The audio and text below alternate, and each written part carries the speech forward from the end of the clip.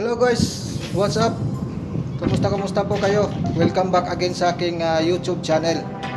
Pasensya na kayo guys, medyo natagalan ako ng aking uploads ng mga videos dahil medyo busy talaga ngayon sa aking trabaho.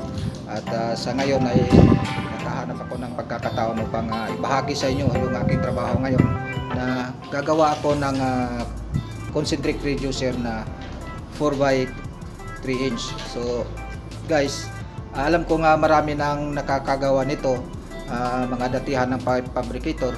So sa akin ay bahagi ko ito sa mga baguhan pa lang sa larangan ng pipe fabrication.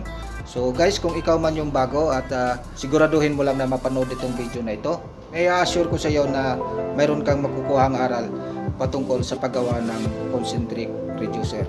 Actually guys, napakadali lang naman gawin itong concentric reducer kumpara sa eccentric reducer. Kung hindi nyo pa napanood yung videos ko na kung paano gumawa ng eccentric reducer, i-click nyo lang dyan sa taas dito o dito, click nyo lang yan at panoorin nyo kung paano siya ginawa at yung calculation niya, formula, nandun na lahat, yung actual na pagcutting at saka yung pagmarking. So ito naman ngayon yung ating concentric reducer ay napaka-easy lang gawin. Para doon sa mga baguhan ay panoorin nyo to, ang buong video na ito, para mapagkuhanan nyo ng idea. So guys, kung bago pa lang kayo dito sa aking YouTube channel, ay huwag kalimutan i-subscribe yung aking channel. Click nyo lang dyan sa baba, subscribe, at i-like nyo na rin at i-click nyo na rin yung notification bell para ma-update kayo lagi sa aking mga bagong upload na mga videos. So tara guys, samahan nyo ako, start na tayo.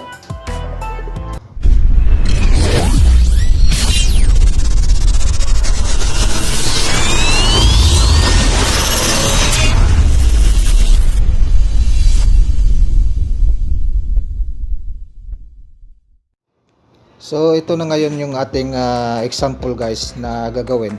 Ito ay 4 inch pipe na i-reduce natin siya sa 3 inch. Actually pwede kayong gumawa guys ng mas malaki pa nito. So sa akin kasi ito yung trabaho ko ngayon. Meron kasing project na nangangailangan ng concentric reducer na 4 inch by 3.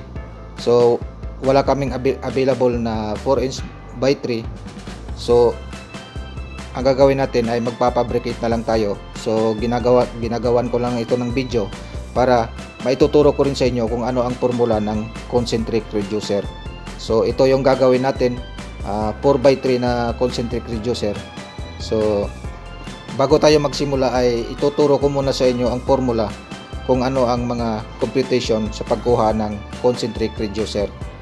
So guys, proceed tayo muna sa explanation sa formula kung paano ito ginagawa. So guys, ito yung ating formula ng ating concentric reducer. Big pipe CF minus small pipe CF, yung circumference natin i-divide natin sa number of cuts.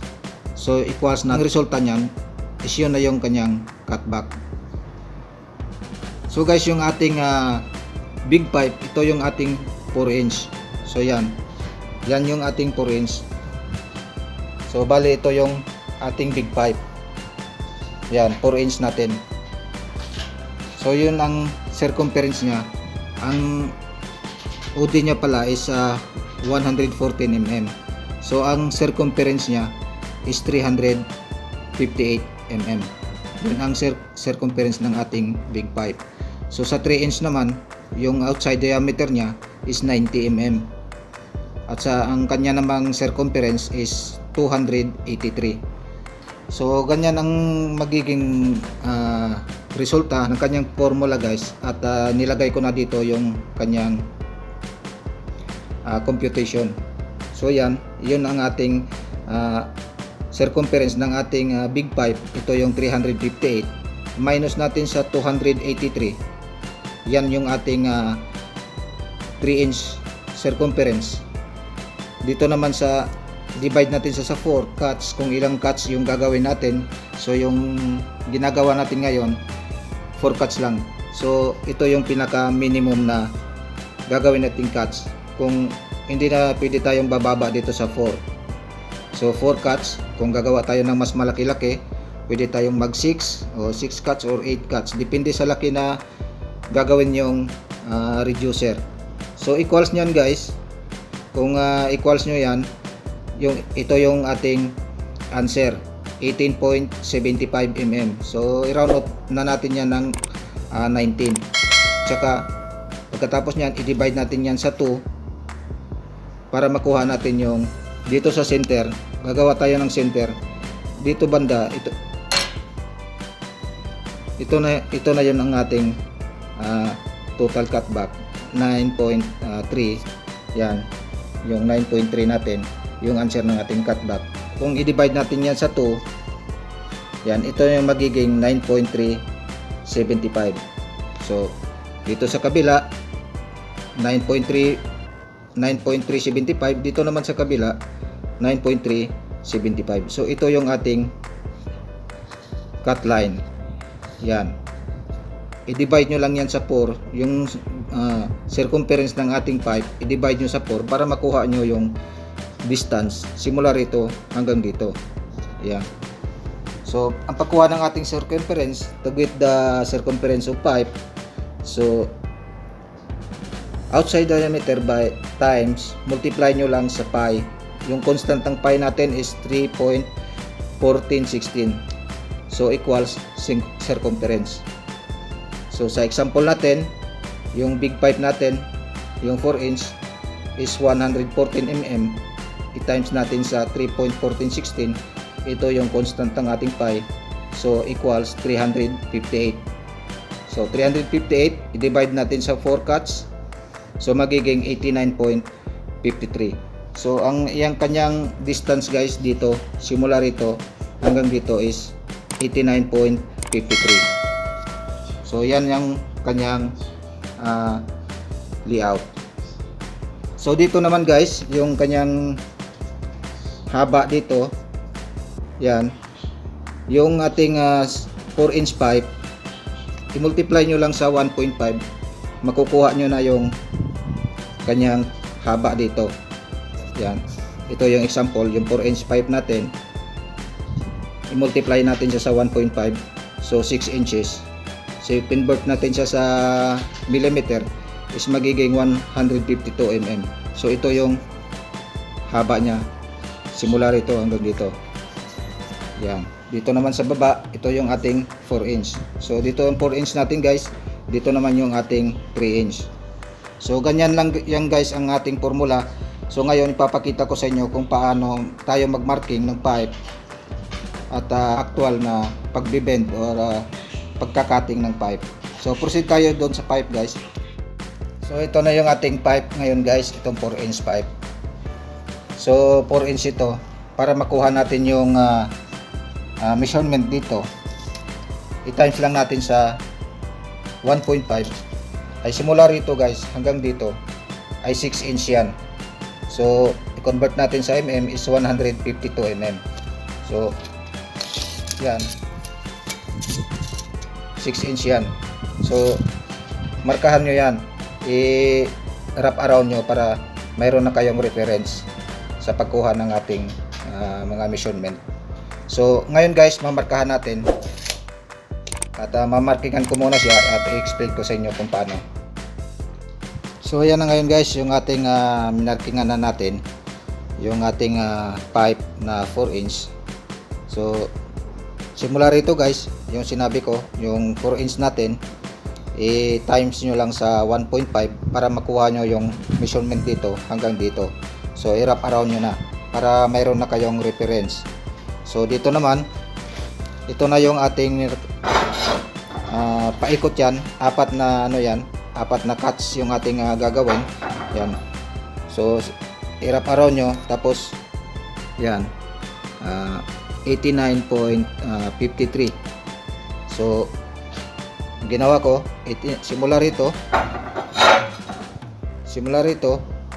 so hanggang dito is 89.53. So kahit 90 na, i-round off nyo na. So yan yung measurement nya sa apat na division. So dito naman, ito na di bale yung kanyang cutback. Yan, ito yung ating ikakat. Ito yung tanggalin natin, ito yung cut line nya. So mag-marking pa rin kayo dyan ng linya para meron kayong reference sa pagkuha ng measurement dito. So yung measurement dito, simula rito hanggang dito, ito yung ating 18.75 mm. So 19. So simula rito hanggang dito is 19 yan. So i-divide nyo lang dito sa 2 para makuha nyo yung measurement dito. Dyan, hatiin nyo. 9.5 dito, 9.5 dito. So 19 pa rin yan. Simula rito hanggang dito. So paikot yan. Same process lang yan sa mga nakamarking yan. Yan. Apat na yan. Yan. So yung apat na yan, ganyan yung itsura nya. So ngayon, ito yung ating kakatingin. So kakatingin natin yan. Yan. Kakatingin muna natin yan para may pakita ko sa inyo kung ano yung itsura nya pag makating. So yan guys, nakating na natin yung ating pipe dun sa kanyang mga cut line. Yan, paikot yan. Yan. So ganyan yung resulta nya guys kung makating na siya. So yung ating gagawin ngayon ay atin na siyang i-bend. So ipoporma na natin siya ng reducer. So gagamit tayo guys ng panghiting dito, yung gas cutting, para malambot naman siyang i-bend. So ihitingin natin yan gamit yung ating cutting torques para maporma natin siya ng reducer. So watch out lang guys at ating itong i-bend. 2 hours later. So ayan na yan guys, yung ating concentric reducer guys, na-bend na natin, at saka ito na yung resulta nya. Ayan, pwede naman kayong gumawa ng mas malaki pa niyan. So kasi ito request kasi ito, kaya ginawan ko na lang ng video para makita nyo rin kung paano siya ginawa. So yung ating diameter ng ating 3-inch pipe ay 90. So kung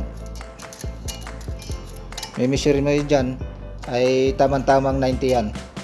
So yan. So 90 talaga yan. So yan, ang kulang yan is wiwildingin na lang yan dyan. So ganyan lang yung paggawa ng concentric reducer guys. Yan, 4-inch by 3. Ganun lang guys yung paggawa ng ating concentric reducer, di ba? Napakadali lang gawin kumpara sa ating eccentric reducer. So guys, kung hindi niyo pa napanood yung videos na ginawa ko kung paano ginawa yung eccentric reducer, ay panoorin nyo. Mayroon akong naka-playlist dyan na mga videos about fabrication. Ay panoorin nyo na rin kung ikaw ay baguhan pa lang sa larangan ng pipe fabrication o pipe fitter. Ay panoorin nyo lang yung aking mga videos dyan na naka-playlist na fabrication works. At siguradong mayroon kayong makukuhanan na aral at idea. So guys, at sana ay naintindihan nyo yung aking mga explanation, yung aking mga paliwanag na about sa formula, at napakadali lang naman siyang intindihin guys, hindi naman siya napakahirap. So sana dyan sa mga bago pa lang sa larangan ng fabrication, sana ay napagkuhanan nyo ng idea at aral na magagamit ninyo sa inyong trabaho. So guys, kung mayroon kayong mga katanungan o request about sa fabrication works, kung mayroon kayong i-request na ipapagawa sa akin, sa abot ng aking makakaya guys, ay gagawin ko yan. At kung mayroon kayong mga katanungan, comments lang kayo dyan sa baba guys. Open tayo dyan at siguradong mababasa ko yan, yung mga comments nyo dyan. So yun lang guys, at yun lang ang masishare ko sa inyo, at sana ay magamit nyo sa inyong trabaho ang aking mga ginagawa na mga videos. So yun lang, at God bless sa inyong lahat. Mabuhay po kayo. Thank you.